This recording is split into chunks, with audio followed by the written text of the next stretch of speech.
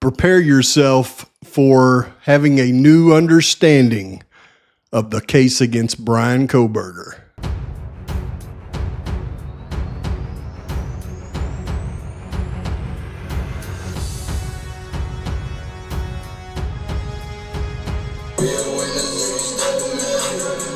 Pavarotti.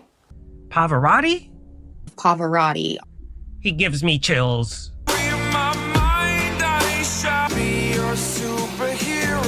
Let's listen to Pavarotti. Hello, welcome to The Revealing. I am your host, Pavarotti, and I'm here to discuss the Idaho 4 case. Now, in the video that I released yesterday, I had to re-release it because I showed some address information on somebody who was passed away. Apparently you can't do that either. So I corrected it, took it out, and uploaded it again last night. If you haven't already seen that video, please go watch it before you watch this video, because it is going to be a continuation, but it's going to get explosive from this point forward. You will be shocked. Do not give up on this video. Stay with it till the end. I'm going to show you some things that it's going to knock your socks off. It's going to make your eyes pop out of your head. It's going to freak you out. And it's going to answer questions that you've had for a long time. And it's going to answer some questions you never had because you probably, like me, didn't think to ask. But in this video, we're going to cover why I truly believe that they went the extra mile to try to get Bryan Kohberger in a jail cell for the atrocity on King Road. And I believe that the Moscow Police Department followed the investigation of the FBI. And then when the FBI went in a different direction, they simply picked it up and continued on forward with it. I also firmly believe that this day today, they're regretting that they did that because they know things now, just like I now know and you now know, that they did not know then, and they don't jive, but it's too late for them at this point. We're also going to touch on a very interesting fact regarding one of the roommates in the case and how coincidences are absolutely astounding in this entire Idaho 4 situation. But to get started, we're going to pick off where we left off in my last video. So again, if you haven't seen it, go back and watch it, and then restart this video right here because we're jumping straight back into it, folks. Let's get this thing going. Okay, in the video that I released yesterday, I showed you where at this point in the investigation, it is almost certain that law enforcement was focused on Kopacka, and they had dove into all of his relationships much in the same way that I have here. It wouldn't have taken, especially the FBI, long to put this together the way that I have. And when you look at this, what I'm calling the start of the perp map, you've got Kopacka living with Zagalo and Kendrick. Further connections just 4 miles away to Burroughs and Julietta. And then Zagalo used to live in Julietta next to Burroughs, further connecting it. And then we've got Zagalo growing up in Orofino with Gerald Don Henderson, Ron Thompson, and Mr. Uppenauer. And I mentioned their high school there being the Maniacs. And my wonderful subscribers, some of them live in Orofino, and they educated me on the fact that they're the Maniacs because the state hospital is located in Orofino right next to one of the state penitentiaries. So that was enlightening, and I certainly appreciate them letting me know. And they also said that it was a very nice area, but they have their elements of crime just like every place else. It's just that in this particular case, that seems to be where some of the main culprits have derived themselves from. But keeping this in mind, we're going to move forward. And I showed you where further proof of the investigation where the Cherokee Rose did an excellent job with this research. But you can see that, just like I mentioned in the last video, law enforcement, specifically the Idaho State Police, had moved the investigation and the search for video footage all the way out to the towns of Troy and then down to the town of Kendrick, where they were collecting footage from local gas stations. And that lets us know that they were absolutely on the trail of Kopacka and his past associates. Then we add a new character that I did not bring up in the last video, but that is Mr. Burroughs Jr., who I believe resided at his residence in Genesee around the time of the atrocity. Now, this would be an important point, especially for law enforcement when they're associating different things involved in this investigation and how their mindset is when they discover things. Which brings us back to the old PCA. And you can see the 8458 phone does not report to the network again until approximately 4:48 a.m., at which time it utilized cellular resources that provide coverage to Idaho State Highway 95 south of Moscow, Idaho, near Blaine, Idaho, north of Genesee, between 4:50 and 5:26 a.m. The phone utilizes cellular resources that are consistent with the 8458 phone traveling south on Idaho State Highway 95 to Genesee, Idaho, then traveling west towards Uniontown, Idaho, and then north back into Pullman, Washington. Now, this would all be information that law enforcement would have gathered from that first AT&T warrant. And why were they so excited to be able to place Kohberger's car south of Blaine and north of Genesee at this point in the investigation? Well, I believe it's because of Burroughs Jr.'s residence there. When they plugged him on the map next to his residence, they had an aha moment. So looking at it like this from the perspective of an investigator, knowing the routes that they were taking in their investigation, when they plugged Kohberger's location onto the map and seen that it was right next to Burroughs Jr.'s residence, this had to be something that got them very interested to look further into it very quickly before they obtained that second AT&T warrant almost immediately after they received the information from the first one. Because when you look at it from this perspective, I can understand why they would think that they were onto something at this point. So further analysis of the cellular data provided showed the 8458 phone utilized cellular resources on November 13th, 2022, consistent with the phone traveling from Pullman, Washington to Lewiston, Idaho, via U.S. Highway 195 at approximately 12:36 p.m.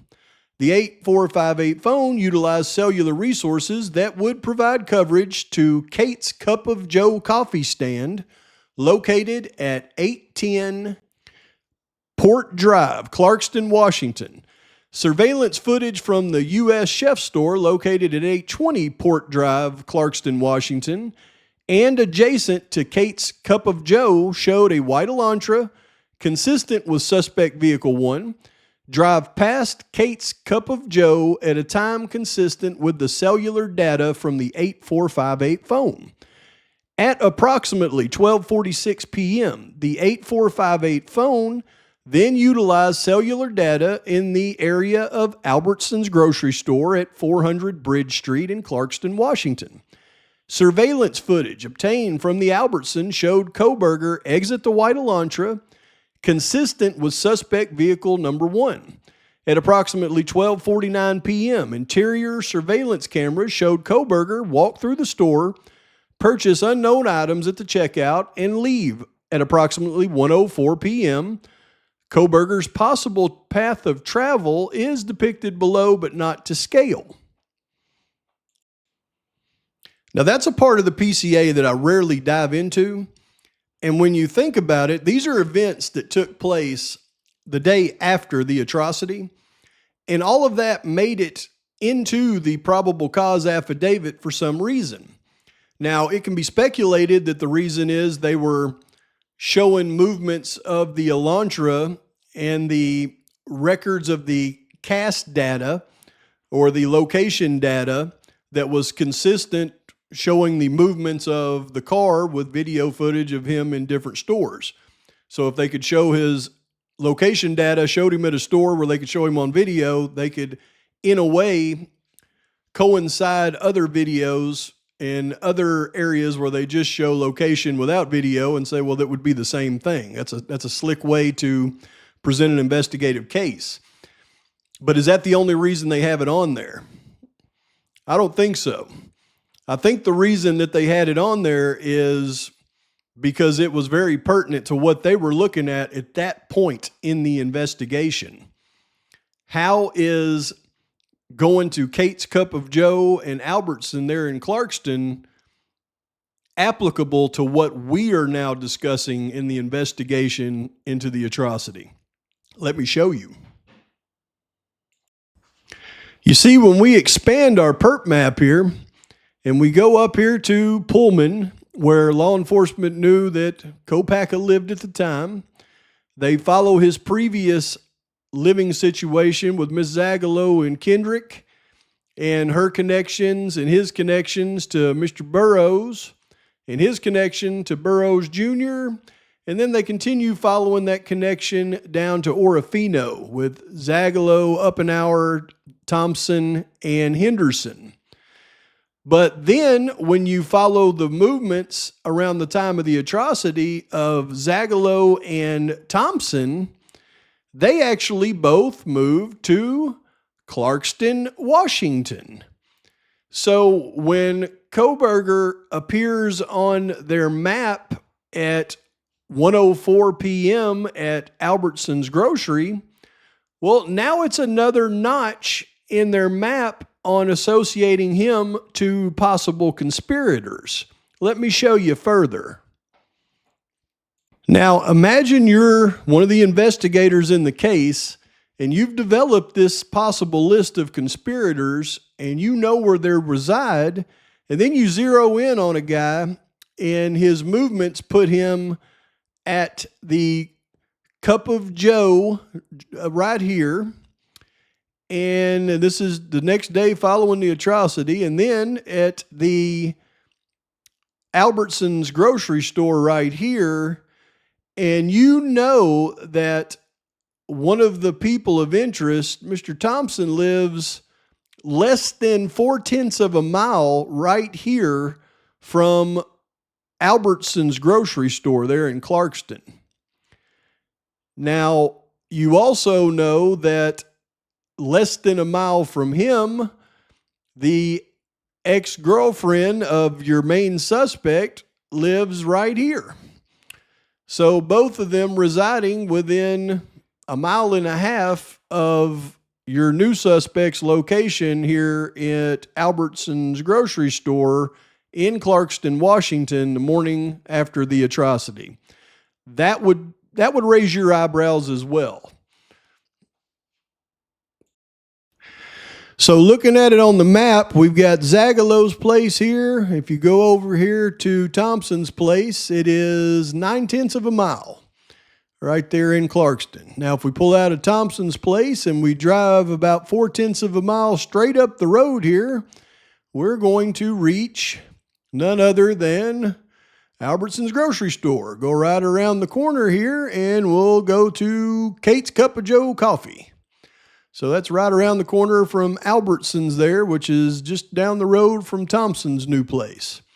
Now, when we expand it out and we look at this Albertson's right here, obviously right next door to Albertson's in the parking lot is Funke's Auto Renovation Shop, which is just weird. Let's just face it.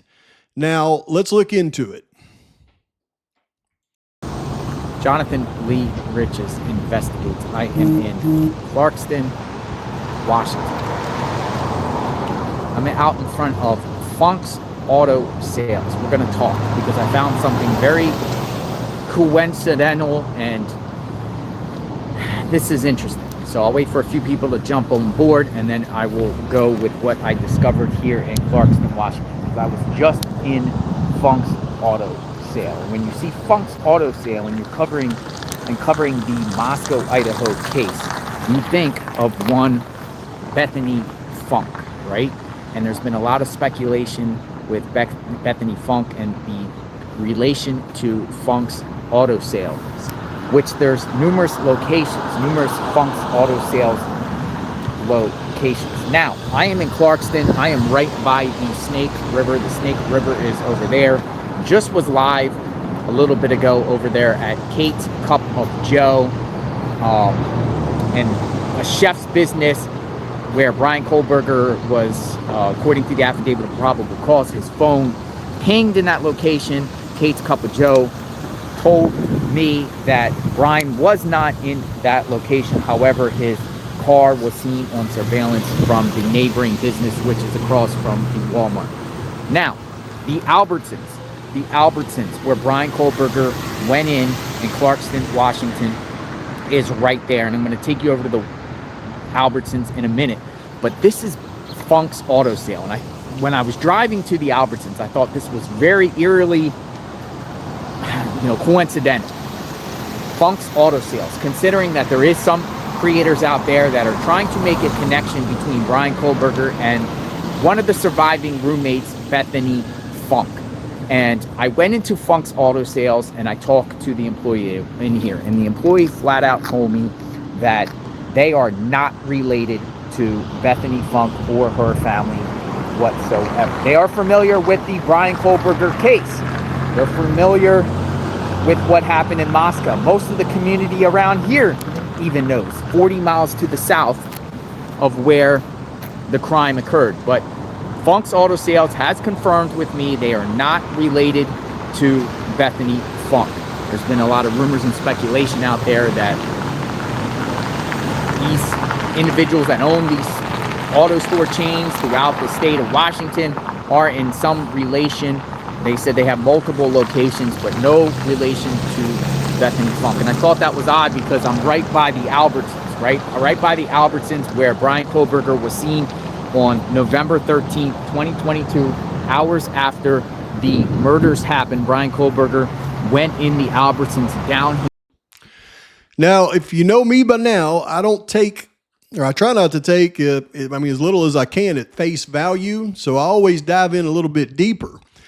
Looking at Funk's Auto Sales here in Clarkston, I dove into the owner and found some obituaries that list potential relatives, and nowhere in the relative list can I find a connection to Miss Funk. Now, there are connections to the same Funks that own the similar auto place in Spokane, Washington, but I have not been able to verify that as of yet. But it doesn't mean that those connections don't exist, because that is really weird when we look at everything from the perspective we're looking at. But we'll continue to dig further to see if we can make that connection. But at this point, I can't. But it is weird. But I think you'll agree what's even more weird is what we're about to get into next. Because you can see it says additional analysis of records for the 8458 phone indicated that between approximately 5:32 p.m. and 5:36 p.m., the 8458 phone utilized cellular resources that provide coverage to Johnson, Idaho. The 8458 phone then stops reporting to the network from approximately 5:36 p.m. to 8:30 p.m. That is consistent with the 8458 phone being the area that the 8458 phone traveled in the hours immediately following the suspected time the unalivings occurred. So a couple of things I want to point out right here. First of all is what happened between the 1:06 p.m. that Kohberger was at the Albertsons and 5:32 p.m. that he shows back up in Johnson, Idaho. There's 4.5 hours missing. And then where was he at during those 3 hours they've got of missing time between 5:36 and 8:30 p.m.? Now, this is something that I've always thought, because they use the term, this is consistent with the phone being in the area that traveled in the hours immediately following the unalivings. So they're putting him right there in Johnson, heading back up to Pullman. You got Johnson right before Pullman. But as I stared at this thing and I looked at it, I noticed something I never noticed before. I don't know if you have either. You need to let me know if you already knew this. But returning to the perp map, you can see that if Kohberger left Clarkston down there and headed north, he would go through the little town of Johnson.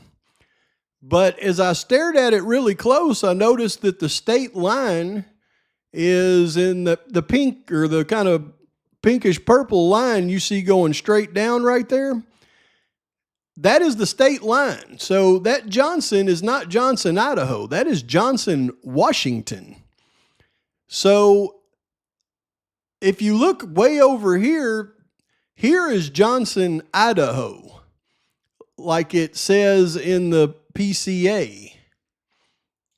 So once I realized that, and again, you can see Johnson, Idaho right there, not Johnson, Washington. But as soon as I realized that, then it certainly explained the 4.5 hours in between, his phone not reporting to the network in between Johnson and Albertsons. And it also explained the 3 hours, or partially explained the 4.5 and the 3 hours that his phone was, off the network. But it also made me realize this as well.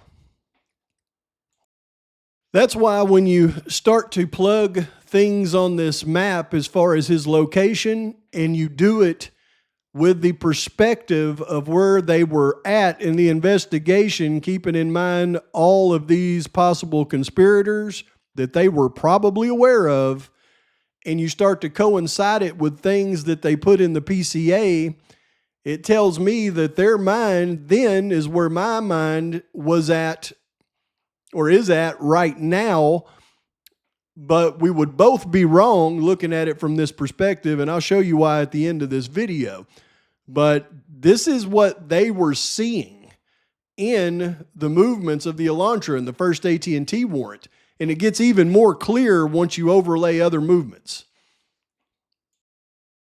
You see, they've got Kohberger right here, according to their map on their location data, showing up at 4:48 a.m., just after the atrocity, a walking distance from one of the possible co-conspirators' homes. Then the following morning, leaving his house in Pullman, where they know he lives just around the corner from another one of the co-conspirators they're investigating, and he heads straight down to Clarkston, within a few hundred feet of other known associates.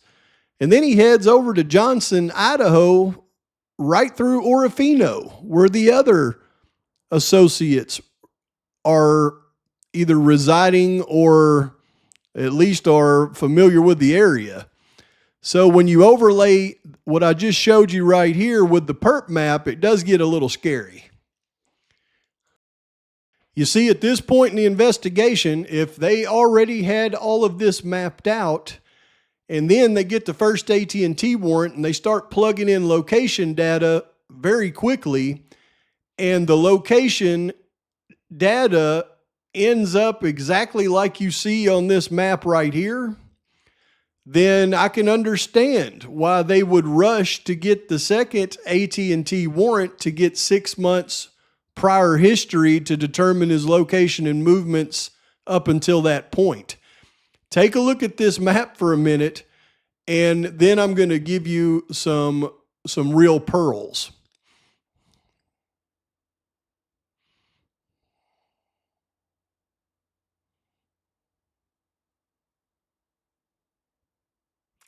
Okay, so in my perspective, at this point in the investigation, the investigators would be fairly certain that they either had a co-conspirator or they had a perpetrator, and they may have been certain to the point.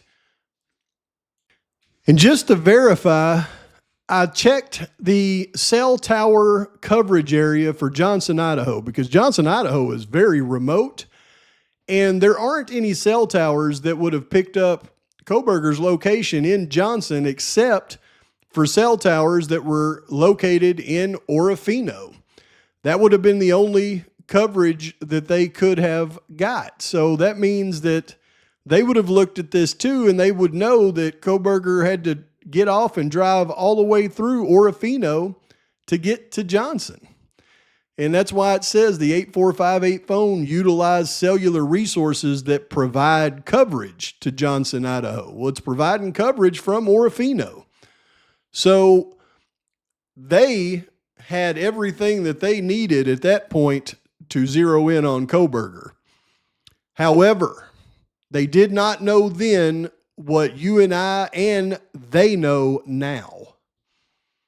And that is that their initial plug of Kohberger south of Blaine, north of Genesee, where they were assuming he was at Burroughs Jr.'s home, was absolutely incorrect.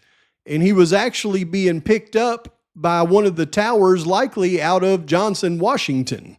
And that means that Kohberger's location was more than likely closer to Johnson, Washington than he was Blaine or Genesee at the time, freaking out over what him and Kopacka had just seen.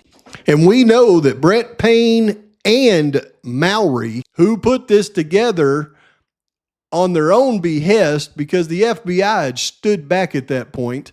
And we know that because we watched their testimony in court and how they crawfished when it got to the point of placing the location of the vehicle on the location of the map that they placed it during the PCA. We know at this point in time, they know they were wrong, but it's too late for them and they can't go back and undo what's already been done. Because here's what happened. Because he was out during the time of the atrocity and his travels the next morning are quite obvious, he left his apartment in Pullman, went south down to Lewiston because that was the best route to get to Johnson where he was going to go hiking. And then he just simply went over the river and got a cup of coffee and went into the grocery store to get supplies for the day and then headed to his hiking spot that he probably had pre-planned. But because his movements put him in locations where possible co-conspirators were, the investigators jumped the gun. And they know that now, I assure you. But again, they cannot go back and undo what's already done. They're going to try to see it through. Now, there is a question that if I ever got the chance, I would like to ask Mr. Kohberger, and that is real simple. Why were you going to Johnson, Idaho to go hiking?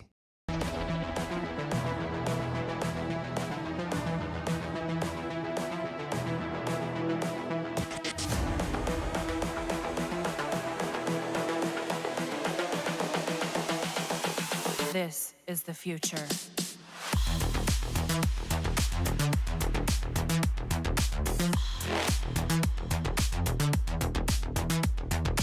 Evolution.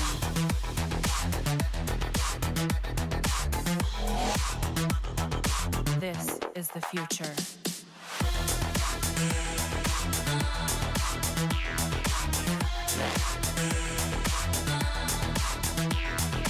Evolution.